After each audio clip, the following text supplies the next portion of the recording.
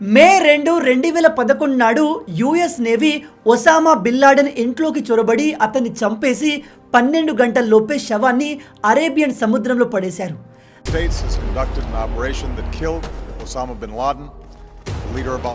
దాదాపు 54 పిల్లలతో కూడిన ఒక పెద్ద కుటుంబంలో ఈ ఒసామా బిన్ లాడెన్ 17వ వాడు. నిజానికి ఇతని తండ్రి సౌదీ అరేబియాకు చెందిన ఒక బిలియనియర్, కోట్లకు అధిపతి. అలాగే అతను ఒక మత గురువు కూడా. అయినప్పటికీ యుఎస్ నేవీ అతని శవాన్ని ఎవరికి దొరకకుండా మనుషులకు కొన్ని వేల కిలోమీటర్ల దూరంలో వేల అడుగుల సముద్ర లోతుల్లో పడేశారు. అయితే అతని శవాన్ని ఎవరికి దొరకకుండా సముద్రంలో ఎందుకు పడేశారు? ఒక ఎడ్యుకేటెడ్ పర్సన్ అయిన బిన్ లాడెన్ ఉగ్రవాదిగా ఎందుకు మారాడు? కోట్ల రూపాయల ఆస్తి, డబ్బు ఉన్నప్పటికీ ఒసామా బిన్ లాడెన్ ఉగ్రవాదిగా ఎందుకు మారాడు? ఇలాంటి అనేక ఇంట్రెస్టింగ్ విషయాల్ని మనం ఈ వీడియోలో ఇన్ డీటెయిల్గా తెలుసుకునే ప్రయత్నం చేద్దాం. కానీ ఎప్పటిలాగే వీడియోలోకి వెళ్లే ముందు మీ అందరికీ ఒక చిన్న ప్రశ్న. అమెరికాలో బిన్ లాడెన్ ట్విన్ టవర్స్ని ఏ సంవత్సరంలో కూల్చేశాడు? Number 1 2000, number 2 2001, number 3 2002, number 4 1999. మీ ఆన్సర్ని కింద కామెంట్లో చెప్పండి. చూద్దాం మీలో ఎంతమంది కరెక్ట్గా ఆన్సర్ చెప్తారు అనేది. దీనికి రైట్ ఆన్సర్ నేను వీడియో ఎండ్లో చెప్తాను. కాబట్టి వీడియోని ఏమాత్రం స్కిప్ చేయకుండా పూర్తిగా చూసి అన్ని విషయాలు తెలుసుకోండి.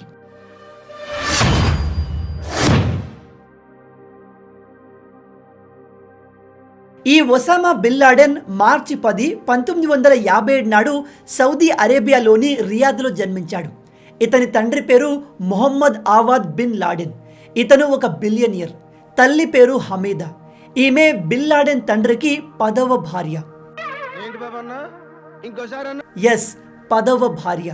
అండ్ బిన్ లాడెన్ పుట్టిన కొన్ని రోజులకే అతని తండ్రి ఆమెకు విడాకులు ఇచ్చి అతని అసిస్టెంట్ని పెళ్లి చేసుకోవాల్సిందిగా రికమెండ్ చేశాడు. మంచి కట్టుబాట్లు సార్. ఎస్, మీరు విన్నది కరెక్ట్. బిన్ లాడెన్ తండ్రి అతని తల్లిని వదిలేసి తన అసిస్టెంట్ని చేసుకోవాల్సిందిగా రికమెండ్ చేశాడు. ఈ లాడెన్ కింగ్ అబ్దుల్ అజీజ్ యూనివర్సిటీలో ఎకనామిక్స్ అండ్ బిజినెస్ అడ్మినిస్ట్రేషన్ చదివాడు. కొన్ని రిపోర్ట్స్ ప్రకారం ఇతను సివిల్ ఇంజనీరింగ్ కూడా కంప్లీట్ చేశాడు. అందరూ సివిల్ ఇంజనీరింగ్ చదివిన వాళ్ళు బిల్డింగ్స్ కడుతుంటే మనోడు మాత్రం కూల్చడం చేసేవాడు. యూనివర్సిటీలో చదువుతున్నప్పుడు అతని ఫోకస్ మొత్తం కూడా మతం మీదే ఉండేది. ఖురాన్ చదవడం, వివరించడం అండ్ ఇస్లాం చారిటబుల్ వర్క్స్లో బాగా ఇన్వాల్వ్ అయ్యేవాడు. కానీ ఏం లాభం, చివరికి అతి క్రూరుడైన ఉగ్రవాది అయ్యాడు. అమెరికా చేతిలో కుక్క చావు చచ్చాడు. అయితే ఈ ఒసామా బిన్ లాడెన్ బాడీ దొరకకుండా సముద్రంలో పడేయడానికి మొత్తం 3 కారణాలు ఉన్నాయి. అందులో నంబర్ 1 రెప్యుడియేషన్, అంటే తిరస్కరణ. ఇంట్రెస్టింగ్ విషయం ఏమిటంటే ఒసామా బిన్ లాడెన్ పుట్టిన సౌదీ అరేబియా దేశమే అతనిపైన బ్యాన్ విధించింది. అంతేకాదు అతని బాడీని కూడా తమ దేశంలోకి రానివ్వలేదు. అదేంటి? ఈ లాడెన్ ఒక ఫేమస్, ఇన్ఫ్లుయెన్షియల్ అండ్ బిలియనియర్కి కొడుకు. అయినా కూడా అతనిపైన బ్యాన్ ఎందుకు విధించారు అంటే ఒసామా ఫ్యామిలీ ఎంత డబ్బున్నోళ్ళంటే ఒకానొక సమయంలో సౌదీ రాజు దగ్గరే డబ్బులు లేకుండా పోయినప్పుడు 6 నెలలుగా పెండింగ్లో ఉన్న గవర్నమెంట్ అఫీషియల్ శాలరీని వీళ్ళ ఫ్యామిలీ క్లియర్ చేసింది. వీళ్ళ ఫ్యామిలీ కేవలం డబ్బున్న ఫ్యామిలీ మాత్రమే కాదు, మతపరంగా కూడా చాలా స్ట్రాంగ్గా ఉండేది. ప్రతి సంవత్సరం హజ్ యాత్ర కోసం ప్రపంచవ్యాప్తంగా ముస్లింలందరూ సౌదీకి వచ్చినప్పుడు ఈ లాడెన్ తండ్రి పెద్ద ఇస్లామిక్ స్కాలర్లకు పర్సనల్గా ఆతిథ్యం ఇచ్చేవాడు. అప్పుడు ఈ ఒసామా బిన్ లాడెన్ కూడా అందరినీ సాధారణంగా ఆహ్వానించి వారితో పరిచయాలు పెంచుకునేవాడు. అయితే మతపరంగా ఇంత గట్టి విశ్వాసం ఉన్నప్పటికీ ఇతన్ని సౌదీ అరేబియా ఎందుకు బ్యాన్ చేసింది అంటే దానికి మెయిన్ రీజన్ ఇతను ఒక తీవ్రవాదిగా మారడం. ఒసామా తల్లి ప్రకారం తన కొడుకు ఇలా రాడికల్ ముస్లిం తీవ్రవాదిగా మారడానికి కారణం అతను చదివిన కాలేజ్. ఎందుకంటే ఈ లాడెన్ యూనివర్సిటీలో చదువుతున్నప్పుడు అతనికి ముస్లిం బ్రదర్హుడ్ అనే ఒక యాక్టివిస్ట్ ఆర్గనైజేషన్తో పరిచయం ఏర్పడింది. ఈ ఆర్గనైజేషన్ మెంబర్సే తన కొడుకును బ్రెయిన్ వాష్ చేసి చివరికి ఉగ్రవాదిగా మార్చారని అతని తల్లి చెప్తుంది. సరిగ్గా ఆ సమయంలోనే యుఎస్ఎస్ఆర్ ముస్లిం దేశమైన ఆఫ్ఘనిస్తాన్ పైన దాడికి దిగింది. ఆల్రెడీ ఎక్స్ట్రీమిస్ట్ అండ్ మతపరమైన భావాలతో నిండి ఉన్న ఈ ఒసామా బిన్ లాడెన్ ఈ వార్త విన్న తర్వాత తనలో ఉన్న తీవ్రవాదం తారాస్థాయికి చేరింది. దాంతో ఆఫ్ఘనిస్తాన్కి ఎలాగైనా సహాయం చేయాలని భావించి సీక్రెట్ ట్రిప్స్ పేరిట ఆఫ్ఘనిస్తాన్కి వెళ్ళేవాడు. ఆల్రెడీ తనకున్న పాత కనెక్షన్ల ద్వారా ఆఫ్ఘనిస్తాన్లో ఆపరేట్ అవుతున్న ఎక్స్ట్రీమ్ గ్రూపులతో కాంటాక్ట్ అయ్యి కొత్త కనెక్షన్లు ఏర్పాటు చేసుకున్నాడు. ఆఫ్ఘనిస్తాన్ తరపున యుద్ధంలో పాల్గొనేందుకు అతనికి కొంతమంది యువకులు అవసరమయ్యారు. అందుకు ఈ ఎక్స్ట్రీమిస్టుల సహాయంతో ఒసామా తన సొంత దేశమైన సౌదీ అరేబియా నుంచి వాలంటీర్లను రిక్రూట్ చేయడం స్టార్ట్ చేశాడు. అయితే ఈ వాలంటీర్ల ట్రైనింగ్ కోసం ఆఫ్ఘనిస్తాన్లో ఉన్న ఇతర ఆర్గనైజేషన్లను అవుట్సోర్సింగ్ చేసుకుని వాటి ద్వారా ట్రైనింగ్ ఇప్పించేవాడు. అందుకోసం చాలా డబ్బులు అవసరమయ్యేది. కానీ లాడెన్ ఆల్రెడీ ఒక సంపన్నుడు కాబట్టి డబ్బులు కలెక్ట్ చేయడం అతనికి పెద్ద ఇబ్బంది కాదు. అలా చూస్తుండగానే 1984లో పాకిస్తాన్లోని పెషావర్లో ఒక బేస్ని కూడా ఏర్పాటు చేసుకున్నాడు. అతను రిక్రూట్ చేసిన వాలంటీర్లకు అక్కడే ట్రైనింగ్ ఇవ్వడం స్టార్ట్ చేశాడు. అంతేకాదు ఈ ఆర్గనైజేషన్లో చేరుతున్న వాలంటీర్ల డేటాబేస్ని కూడా క్రియేట్ చేశాడు. ఇలా దీన్ని ఒక ప్రాపర్ సిస్టమేటిక్ ఆర్గనైజేషన్గా మార్చాడు. అలా స్టార్ట్ అయిందే ఈ అల్ ఖైదా. సరిగ్గా ఆ సమయంలోనే ఇరాక్ న్యూ లీడర్గా అవతరించిన సద్దాం హుస్సేన్ గల్ఫ్లోని ఆయిల్ రిచ్ నేషన్స్లో తన సామ్రాజ్యాన్ని ఎక్స్పాండ్ చేయడం స్టార్ట్ చేశాడు. ఇన్ఫ్యాక్ట్ అతను కువైట్ తర్వాత సౌదీ అరేబియాను ఆక్రమించుకోవాలి అనుకున్నాడు.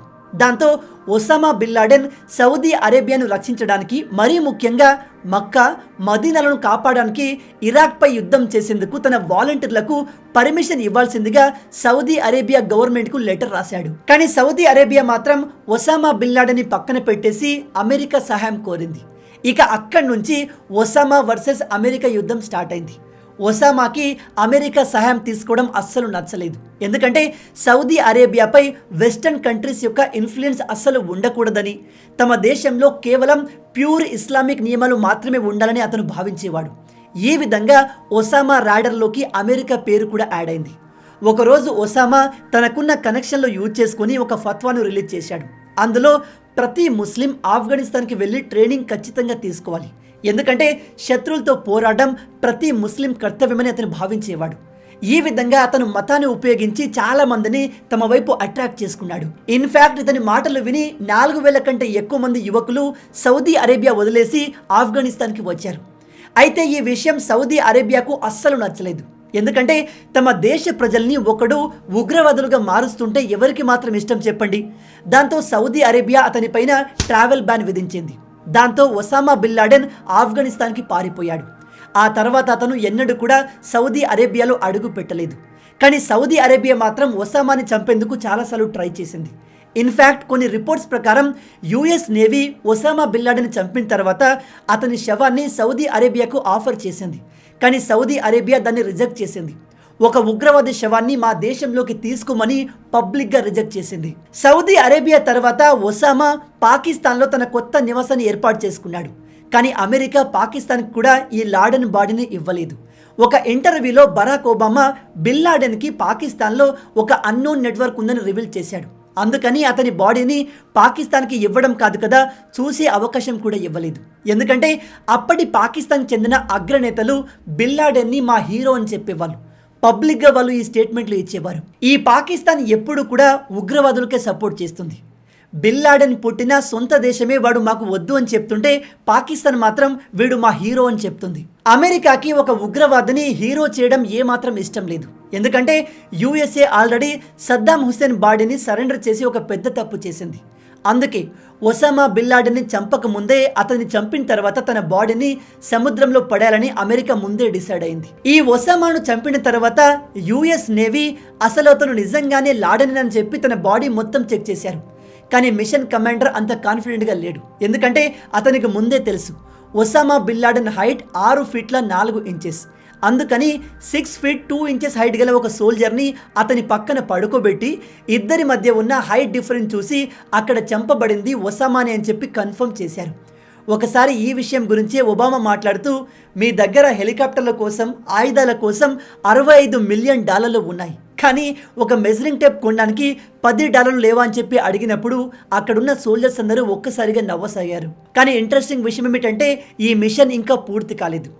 DNA ల్యాబ్ ఐడెంటిఫికేషన్ కోసం ఆ బాడీని ఆఫ్ఘనిస్తాన్కి తరలించారు. ఆ తర్వాత కేవలం 12 గంటల్లోనే శవాన్ని ఆల్రెడీ అరేబియన్ సీలో ఉన్న ఎయిర్ క్రాఫ్ట్ క్యారియర్ డెక్ పైన తీసుకెళ్లారు. అక్కడ మరోసారి కమాండర్ అతని బాడీని వెరిఫై చేశాడు. ఆ తర్వాత ఇస్లామిక్ సాంప్రదాయాలు స్టార్ట్ చేశారు. మొదటగా ఒసామా శవాన్ని స్నానం చేయించి తెల్లటి క్లాత్లో చుట్టారు. ఆ తర్వాత ఒక మిలిటరీ ఆఫీసర్ ఒసామా కోసం లాస్ట్ ప్రేయర్ చదివినప్పుడు ట్రాన్స్లేటర్ దాన్ని అరబిక్లో ట్రాన్స్లేట్ చేశాడు. ఆ తర్వాత ఆ బాడీని వెయిటెడ్ బ్యాగ్తో కట్టి అరేబియన్ సముద్రం ఉత్తర భాగంలో పడేశారు. ఈ విధంగా ఒసామా బిన్ లాడెన్ బాడీ ఎవరికి దొరకకుండా పోయింది. ఇలా అమెరికా ఎందుకు చేసింది అంటే యుఎస్ ఇదివరకు చేసిన మిస్టేక్ నుంచి ఒక గట్టి గుణపాఠం నేర్చుకుంది. ఆ తప్పేంటి అంటే 9/11 అటాక్ తర్వాత యుఎస్ గవర్నమెంట్ సద్దాం హుస్సేన్ టెర్రరిస్టులకు కెమికల్ అండ్ బయలాజికల్ వెపన్స్ని సప్లై చేస్తున్నాడని ఆరోపణ చేసింది. ఆ సమయంలోనే సద్దాం హుస్సేన్ ఇరాక్లో ఉన్న లక్షల మంది కుర్ద్స్లను చంపుకుంటూ వస్తున్నాడు. దాంతో అమెరికా ఒక ఎయిర్ క్రాఫ్ట్ అటాక్ని లాంచ్ చేసి సద్దాం హుస్సేన్ని క్యాప్చర్ చేసుకుంది. ఆ తర్వాత ఇరాక్లో ఏర్పడ్డ కొత్త గవర్నమెంట్ సద్దాం హుస్సేన్పై కోర్టు కేసు స్టార్ట్ చేసింది. చివరికి 2006లో అక్కడి కోర్టు అతనికి మరణశిక్ష విధించింది. ఆ శిక్షలో భాగంగా అమెరికా సద్దాం హుస్సేన్ను ఇరాక్కు తీసుకువచ్చింది. అమెరికా ఇస్లాం సాంప్రదాయాన్ని గౌరవిస్తూ సద్దాం డెడ్ బాడీని అతని జన్మస్థలమైన టిక్రిత్కి అప్పగించింది. కానీ ఆ సమయంలో టిక్రిత్లో 4 రోజులు కర్ఫ్యూ విధించిన వేల మంది ఆ ప్రాంతానికి తరలి వచ్చారు. దాంతో ఆ ప్రాంతమంతా వైలెంట్గా మారింది. చాలా మంది ఉగ్రవాదులు అమెరికా పైన ప్రతీకారం తీర్చుకోవాలని ప్రమాణాలు కూడా చేశారు. అప్పటి నుంచి ఈ సద్దాం హుస్సేన్ సమాధి ఆ ప్రాంతంలోని తీవ్రవాదులకు పవిత్ర ప్రాంతంగా మారింది. అందుకే అమెరికా మరోసారి ఇలాంటి తప్పు చేయదలుచుకోలేదు. ఇలాంటి వారు చనిపోయిన తర్వాత కూడా చాలామంది ఉగ్రవాదులకు ఒక మోటివేషన్గా మారుతారు. అందుకే ఈ ఒసామా బిన్ లాడెన్ శవాన్ని ఎవరికి దొరకకుండా అమెరికా సముద్రంలో పడేసింది. అమెరికా ఈ విధంగా చేసినందుకు చాలా ఇస్లామిక్ దేశాల నుంచి తీవ్ర విమర్శల్ని ఎదుర్కొంది. ఎందుకంటే ఇస్లామిక్ ఆచారాల ప్రకారం ఇస్లాంలో ఒక వ్యక్తి చనిపోయిన తర్వాత దహనం చేయడం అగౌరవంగా భావిస్తారు. సాధారణంగా ముస్లింల మరణం తర్వాత వారి శరీరాన్ని దహనం చేయకూడదు. అలాగే ఇతరుల డెడ్ బాడీ కాలుతున్నప్పుడు కూడా చూడకూడదు. యూకేలో ఉంటున్న ముస్లిం కౌన్సిల్ చైర్పర్సన్ ఇమాం డాక్టర్ అబ్దుల్ జలీల్ ప్రకారం ఇస్లాం ఆచారంలో 4 స్టెప్స్ ఉంటాయి. వాటిని ఒక వ్యక్తి చనిపోయిన 24 గంటల లోపే చేయాల్సి ఉంటుంది. అవేంటంటే ముందుగా బాడీని స్నానం చేయించాలి. ఆ తర్వాత వైట్ క్లాత్లో చుట్టేసి ప్రేయర్ చదివిన తర్వాత బాడీని భూమిలో సమాధి చేయాల్సి ఉంటుంది. ఇక్కడ ఇంపార్టెంట్ విషయం ఏమిటంటే ఆ బాడీ యొక్క హెడ్ మక్కా వైపు ఉండాలి. ఒకవేళ ఏ ముస్లిం అయినా సముద్రంలో ట్రావెల్ చేస్తున్నప్పుడు చనిపోతే వారిని 24 గంటల్లో ల్యాండ్పై తీసుకెళ్లడం కష్టం. కాబట్టి అలాంటి పరిస్థితుల్లో ఇప్పుడు చెప్పిన 3 స్టెప్స్ని ఫాలో అయ్యి ఆ తర్వాత నీటిలో సమాధి చేయాల్సి ఉంటుంది. ఇంట్రెస్టింగ్ విషయం ఏమిటంటే నేడు మలేషియా నేషనల్ స్పేస్ ఏజెన్సీ స్పేస్లో సమాధి చేయడం పైన వర్క్ చేస్తుంది. ఎందుకంటే ఒకవేళ స్పేస్లో ఒక ముస్లిం వ్యక్తి చనిపోతే భూమి మీదకి తీసుకురావడం చాలా కష్టం అవుతుంది. కాబట్టి అలాంటి సమయంలో ఇది ఉపయోగపడుతుంది. కొన్ని రిపోర్ట్స్ ప్రకారం ఈ ఒసామా బిన్ లాడెన్ బాడీని ఇస్లామిక్ ఆచారాల ప్రకారమే అమెరికా హ్యాండిల్ చేసింది. అయినప్పటికీ కొంతమంది ముస్లింలు అమెరికా మా ఆచారాల్ని కించపరచడానికి ఇలా చేసింది అని చెప్తున్నారు. కానీ దుబాయ్లోని గ్రాండ్ ముఫ్తీ మొహమ్మద్ ప్రకారం ఎక్స్ట్రాడినరీ పరిస్థితుల్లో సీ బరియల్ చేయవచ్చు అని చెప్తున్నారు. మొత్తంగా ఎన్ని కారణాల వల్ల బిన్ లాడెన్ బాడీని అమెరికా సముద్రం అడుగు భాగంలో సమాధి చేయాల్సి వచ్చింది. మీలో ఎంతమంది ఈ విషయాన్ని కొత్తగా తెలుసుకుంటున్నారు? ఒక ప్రమాదకరమైన ఉగ్రవాది శరీరాన్ని సముద్రంలో పడేయడం పైన ఇస్లాం మత గురువులు అమెరికాను నిందించడం గురించి మీరేమనుకుంటున్నారు? వీరిలో ఎవరు కరెక్ట్ అండ్ ఎవరు రాంగ్? మీ ఆలోచనల్ని కింద కామెంట్లో చెప్పండి. ఇక నేను మిమ్మల్ని మొదట్లో అడిగిన ప్రశ్నకు సమాధానం విషయానికి వస్తే అమెరికాలో ట్విన్ టవర్స్ని కూలగొట్టింది ఏ సంవత్సరంలో? దీనికి రైట్ ఆన్సర్ నెంబర్ 2 2001. మీలో ఎంతమంది దీన్ని కరెక్ట్గా ఆన్సర్ చేయగలిగారు? హానెస్ట్గా కింద కామెంట్లో చెప్పండి. మొత్తంగా ఇవే ఈ వీడియోకి సంబంధించిన పూర్తి విషయాలు. ఈ వీడియో మీకు నచ్చింది అనుకుంటున్నాను. నచ్చితే అలా ఊరికే చూసి వెళ్ళిపోకుండా వీడియోని లైక్ చేయండి. ఈ వీడియోకి నేను మీకు ఇచ్చే లైక్స్ టార్గెట్ 5000 లైక్స్. చాలా ఈజీ, సింపుల్గా చేసేయండి. మీరు కొట్టే లైక్స్కి కింద ఉన్న లైక్ బటన్ పగిలిపోవాలి. అలాగే ఇలాంటి మరిన్ని ఇంట్రెస్టింగ్ వీడియోస్ కోసం మన ఛానల్ని సబ్స్క్రైబ్ చేసి మమ్మల్ని సపోర్ట్ చేయొచ్చు కదా. ఇది మీకు కంప్లీట్లీ ఫ్రీ. కానీ మీరు చేసే ప్రతి ఒక్క లైక్ అండ్ సబ్స్క్రిప్షన్ మాకు మరిన్ని వీడియోస్ చేయడానికి ఒక మోటివేషన్లా ఉంటుంది. కాబట్టి వీడియోని లైక్ చేసి ఛానల్ని సబ్స్క్రైబ్ చేయడం మర్చిపోవద్దు. రాబోయే వీడియోలో ఇంకో ఇంట్రెస్టింగ్ టాపిక్తో మళ్ళీ కలుద్దాం. అంటిల్ దెన్, జై హింద్.